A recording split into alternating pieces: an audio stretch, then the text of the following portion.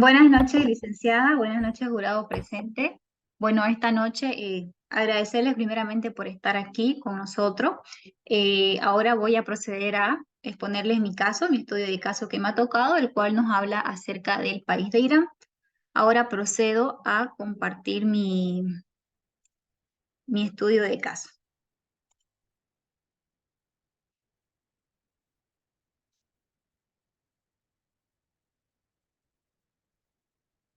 Perdón.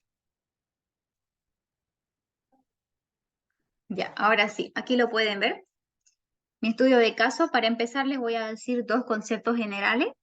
El primero tenemos lo que es derechos humanos. Este concepto nos dice de que, o esta palabra en sí, son los derechos con los cuales nacemos, ¿no?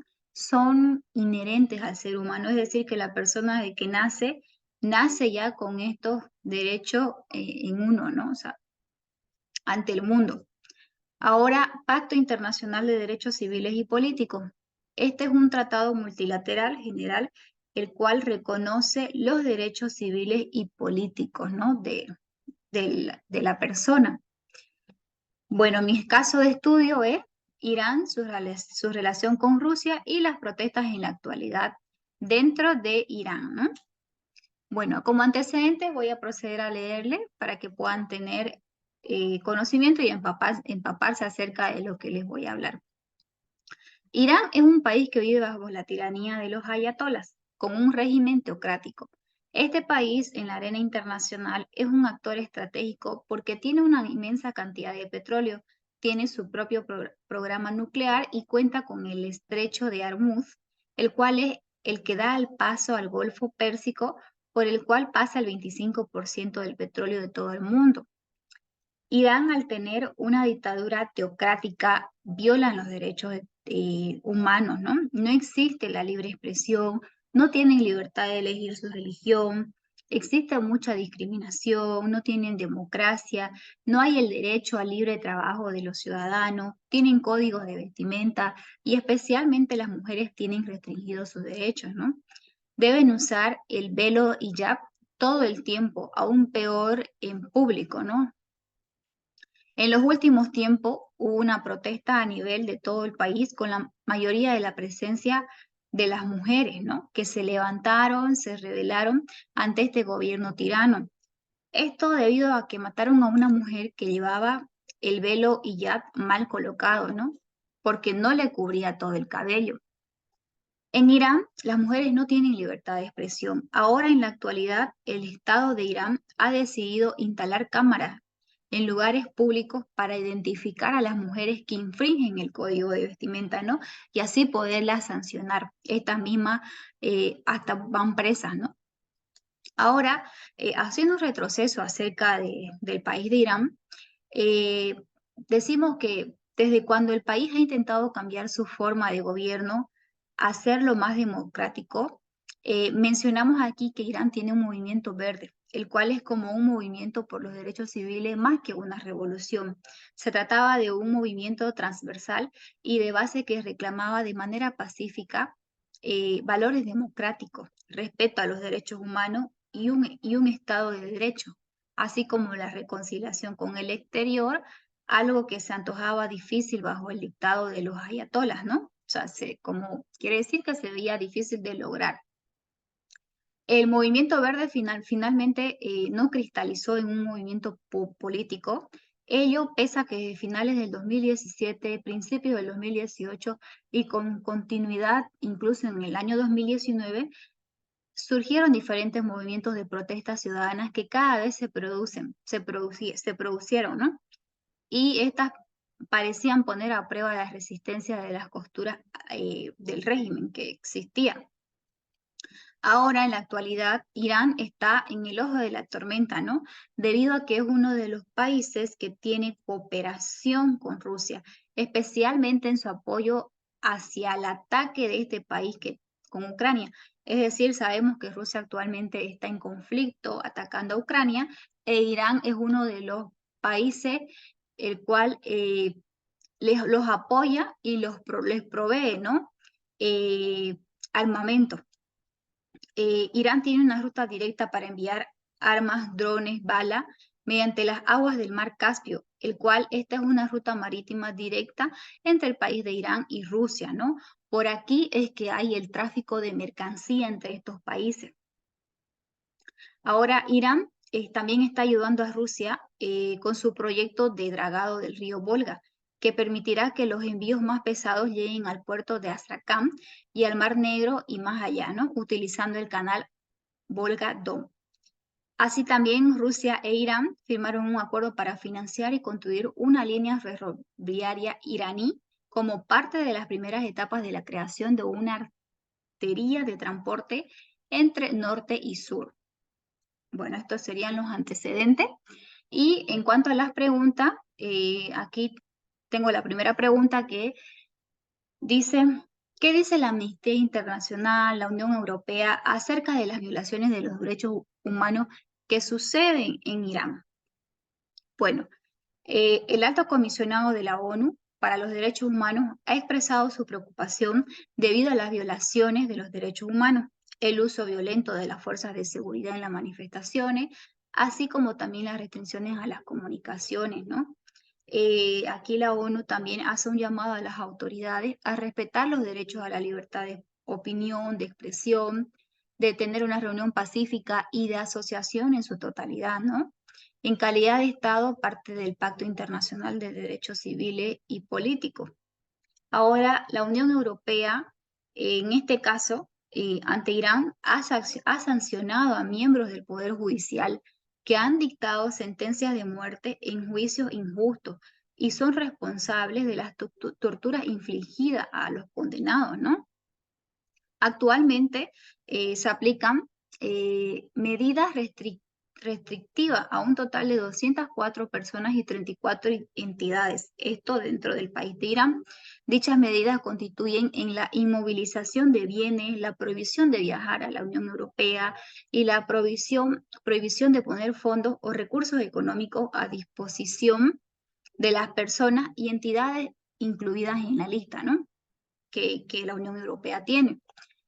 También se establece la prohibición de exportar a Irán equipos que puedan utilizarse para la represión interna y equipos de control de telecomunicaciones. La Unión Europea y sus Estados miembros instan a las autoridades iraníes a que pongan fin a la violenta represión de las protestas pacíficas, dejen de recurrir a las detenciones arbitrarias como medio de acallar las voces críticas y pongan en libertad a todas las personas injustamente detenidas, ¿no? Ahora, como segunda pregunta, ¿cuál es la posición de Estados Unidos ante la cooperación que existe entre Irán y Rusia? Bueno, podemos decir que Estados Unidos, junto con otros aliados europeos, consideran que las transferencias de armas de Teherán a Rusia violan la resolución 2231 del Consejo de Seguridad de la ONU, aprobada para respaldar el acuerdo nuclear iraní de 2015 y controlar la transferencia de armas desde Irán. También las autoridades estadounidenses están tratando de reforzar la aplicación de sanciones para impedir el acceso de Irán a las tecnologías estadounidenses y occidentales utilizadas en drones. Recientemente, la portavoz del Consejo de Seguridad Nacional, Adrienne Watson, indicó que están estudiando formas de atacar la producción iraní de vehículos aéreos no tripulados mediante sanciones, controles a la exportación y hablando con empresas privadas cuyas piezas se ha utilizado en la producción. Esto porque también mencionar de que se está diciendo de que también Irán envía vía aérea a Rusia armamento y otro tipo de cosas más para que Rusia pueda abastecerse de estos equipos, ¿no? Para su conflicto, lucha y ataque que tiene contra el país de Ucrania. Ahora, la teoría que yo he considerado para este estudio de caso son dos. El neoliberalismo, porque aquí vemos que existe la cooperación y la presencia de instituciones internacionales y bueno, la cooperación vemos que es buena para los estados, ¿no? Para su crecimiento de estos mismos. En cuanto al realismo, porque aquí su lucha bueno, vemos que hay una lucha de poder, velan por cada estado por sus intereses, y al tener esta ambición de poder, por así decirlo, pasan por sobre cualquier cosa, sobre cualquier persona, violando los derechos humanos, ¿no? Entonces, por esto considero yo que viene a ser una teoría del neoliberalismo irrealista. Eso sería mi defensa jurada y licenciada. Muy bien, muchísimas gracias, querida Joana. La verdad es que muy interesante el caso, ¿no? De iraní en este caso. Bueno, una pregunta que me gustaría hacerle es, ¿cuál es el fin de la cooperación que tiene Rusia, ¿no? Que tiene Rusia con Irán. Bueno, el fin que tiene Rusia con Irán más que todo son estrategias, ¿no? Y las relaciones económicas que estos países están teniendo, ¿no?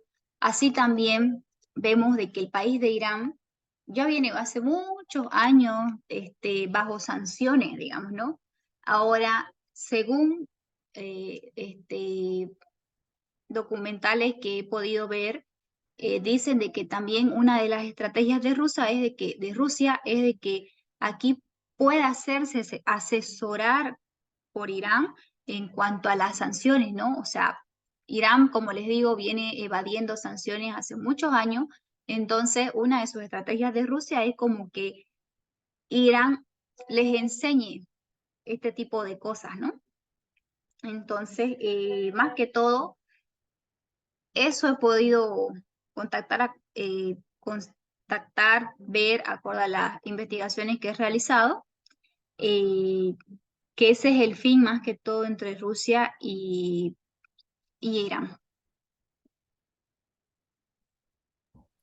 Muy bien, muchísimas gracias.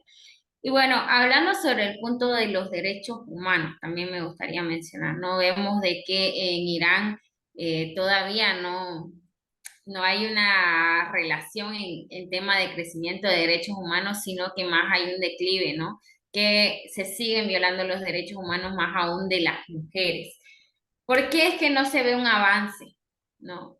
A pesar de todas las sanciones que ya tienen, porque es que Irán no está haciendo nada acerca de los derechos humanos para poder respetarlos.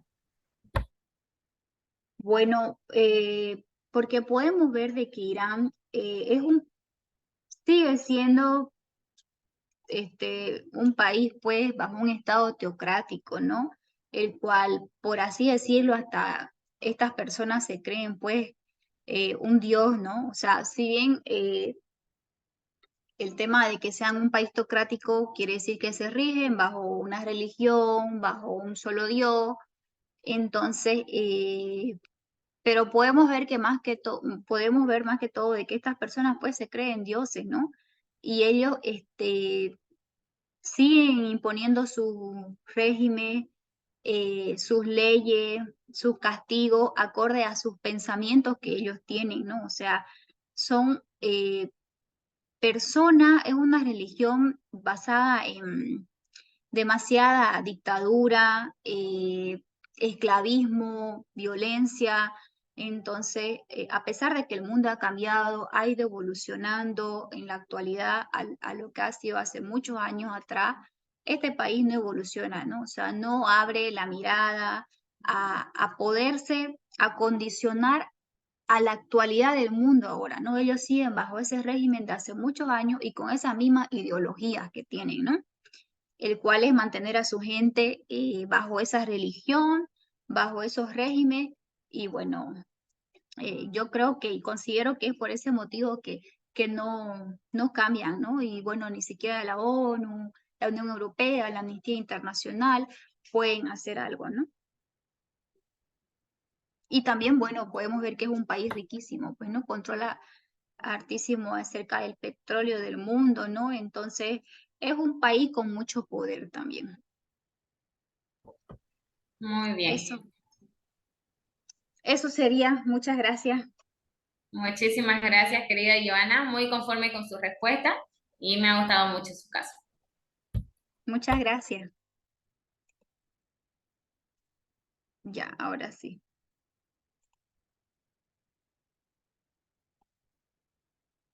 Eh, pongo el tuyo, ¿no? Ya. Seguí grabando. No, no, está, ya la pausé. Me sale que seguís grabando. No, aquí me sale darle play. Ah, ya.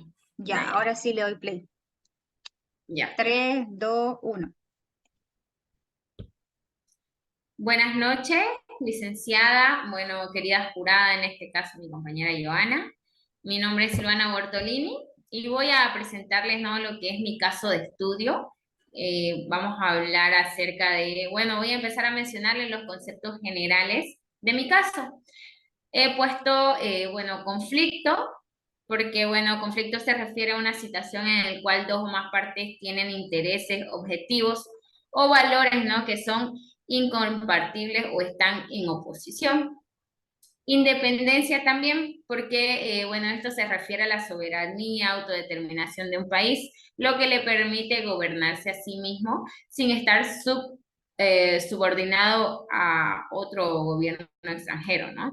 Mediación, bueno, la mediación es un proceso de resolución de conflictos, ya en el cual una tercera persona o un representante de Estado, en este caso neutral o imparcial, se considera como mediador. Este va a ayudar a las partes en disputas a comunicarse, identificar cuáles son los intereses y preocupaciones y poder llegar a un acuerdo, ¿no?, mutuamente aceptable.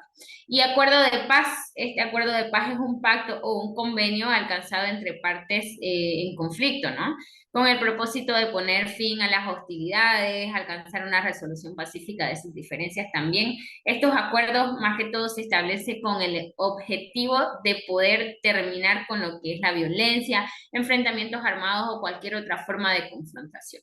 Esto más que todo buscando un clima de estabilidad y de armonía. Referente a mi caso de estudio, es el conflicto de Armenia y Azerbaiyán, ¿no? Voy a hablarle un poquito acerca de los antecedentes para que puedan conocer cómo fue que inició este conflicto y en qué ha llegado a quedar, ¿no? Bueno, este conflicto entre Armenia y Azerbaiyán tiene raíces históricas complejas, ¿no? Se encuentran en una región conocida como el Cáucaso Sur, ¿ya? Esta guerra es un componente importante del conflicto más amplio entre estos países que están con una disputa por la región de Nagorno-Karabaj, ¿no?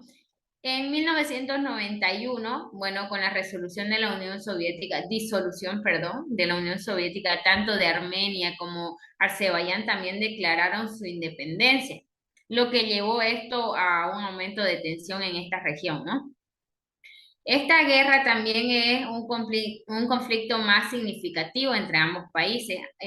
Bueno, ha sido mayormente por esta región que está más en conflicto, que es de Karabaj. Es un territorio que está en disputa, ¿no? Porque, bueno, principalmente está habitado por armenios étnicos, pero está ubicado dentro del territorio de la frontera de Azerbaiyán, y entonces esto les ha ocasionado lo que es un conflicto.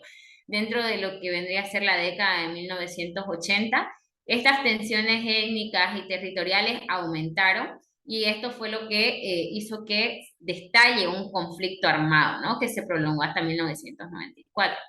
Pero no solo fue ahí, en 1994 se alcanzó lo que fue el alto al fuego, ¿ya? Pero no se firmó ningún tratado de paz definitivo. Como resultado de este conflicto se llegó a que, bueno, Carabayag y 7 distritos adyacentes quedaron bajo el control de las fuerzas armenias, ¿no?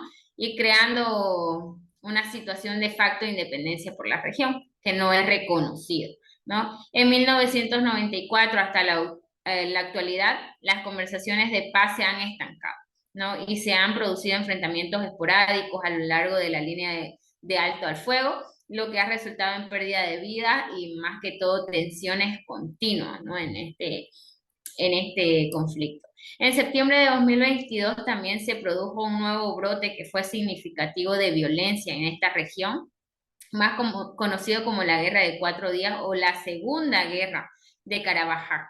Después de estos intensos combates se dio un alto al fuego. Esto estuvo como mediador Rusia, ya se alcanzó en noviembre de 2022, pero esta situación a lo largo del tiempo sigue siendo frágil, ¿no? Porque a pesar de que se llegó a un alto al fuego, no se llegó a resolver el conflicto de manera total, ¿no? Un conflicto entre Armenia y Azerbaiyán, bueno, este es el segundo más importante ahora en el 2023, después del de Ucrania y de Rusia, ¿no?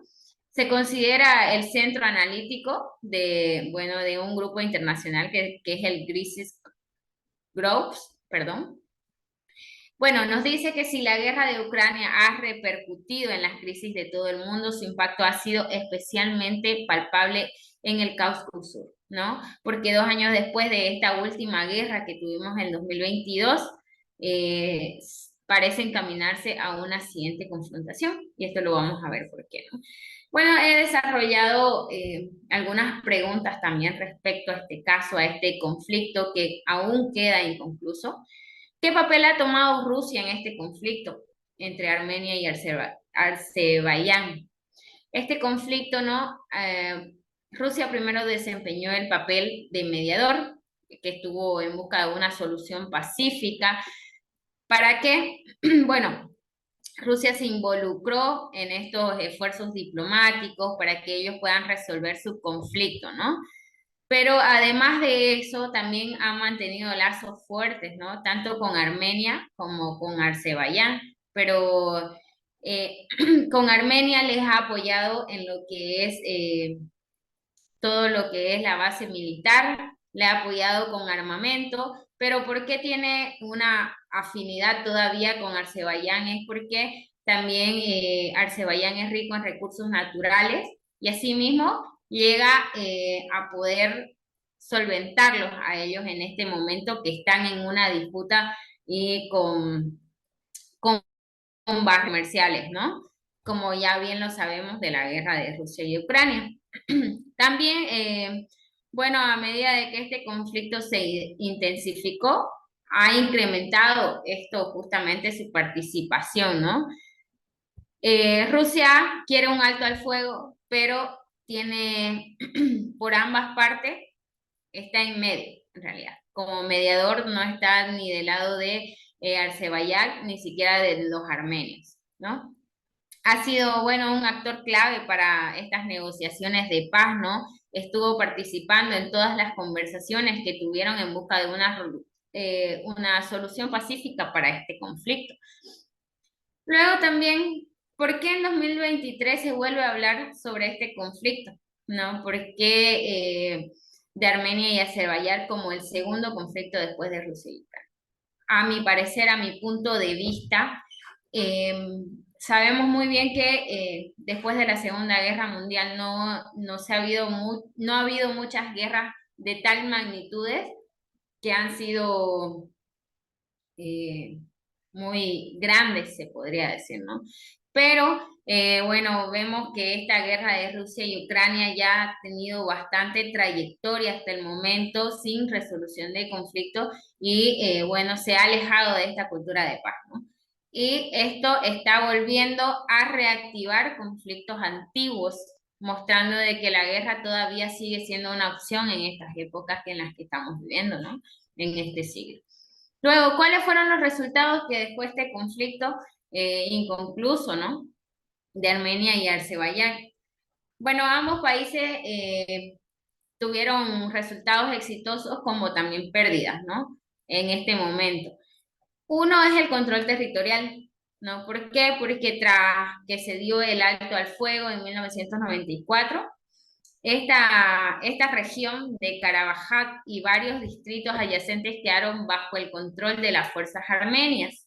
Pero ¿qué pasa, no? Esto significó que Armenia y sus fuerzas ganaron el control de estas áreas, pero esta comunidad internacional no los ha reconocido, ¿no?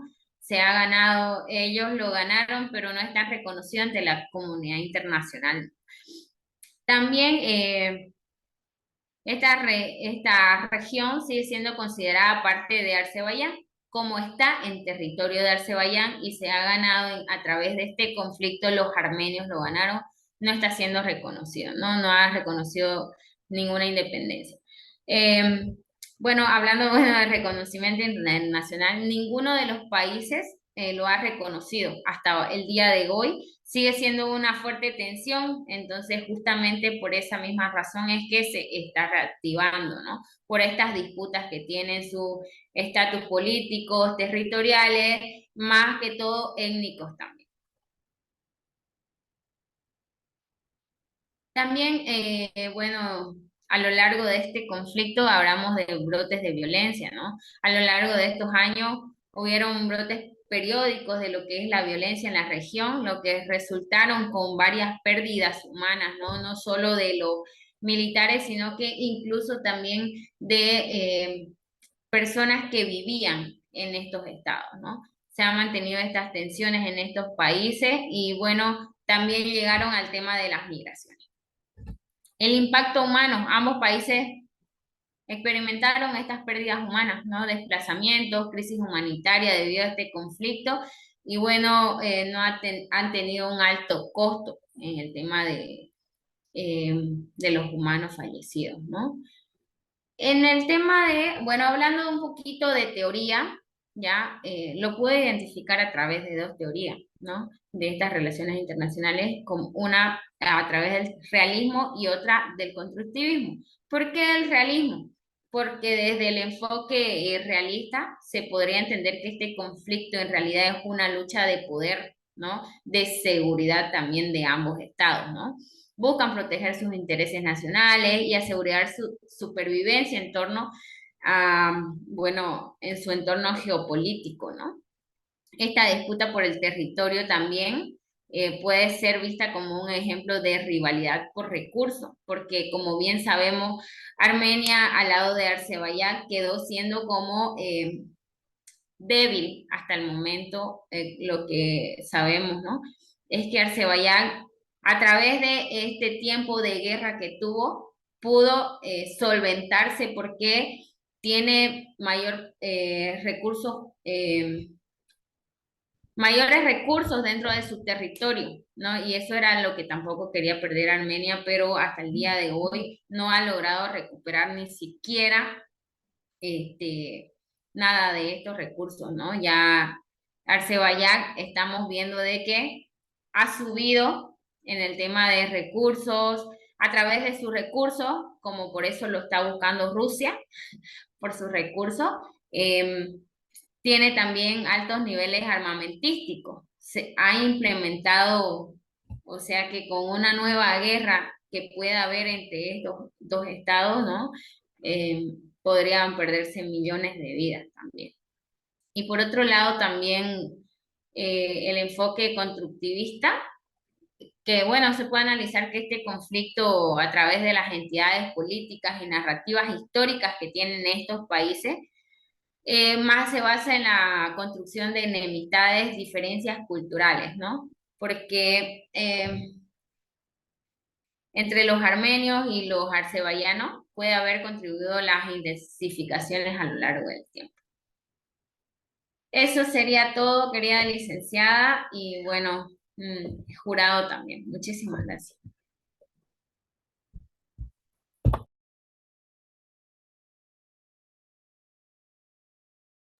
No se escucha. Perdón. Muchas gracias, Silvana. Bueno, ahora yo tengo unas preguntas para hacerte. Eh, ¿Por qué crees tú de que este caso no ha sido tan conocido en el mundo, no ha tenido mucho alcance, repercusión? ¿Por qué no se lo ha visto tanto en las redes sociales, en las noticias? No se ha escuchado tanto como lo que es Rusia y Ucrania. Bueno, como bien sabemos, no son estados que se podría decir como potencias, ¿no? No son vistos como potencias.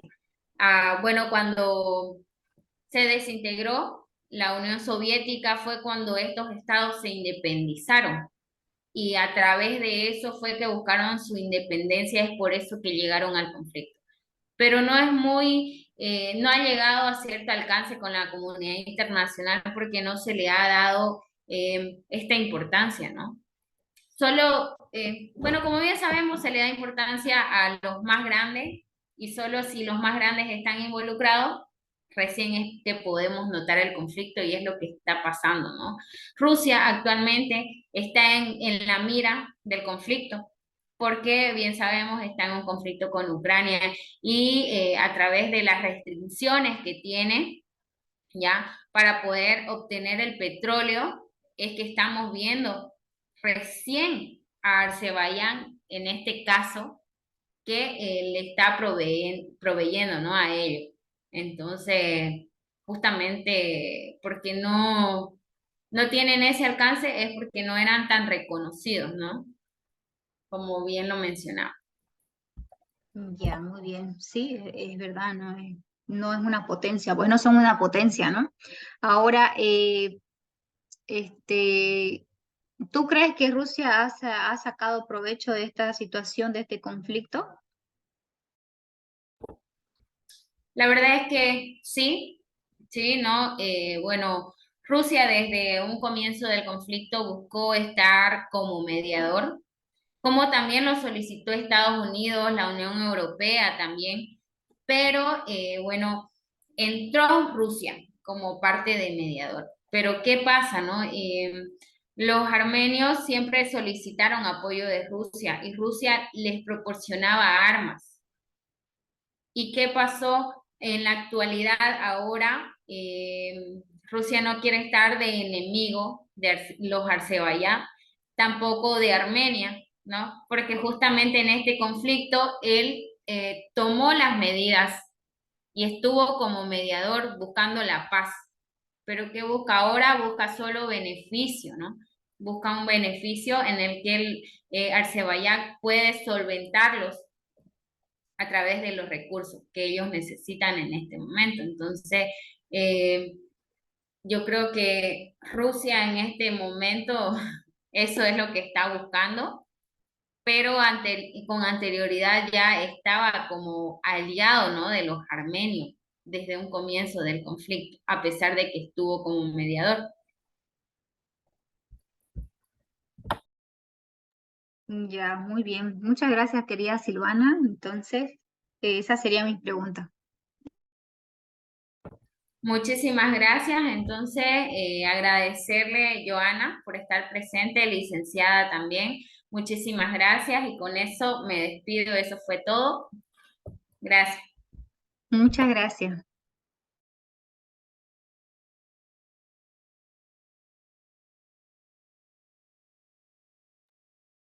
Ya está.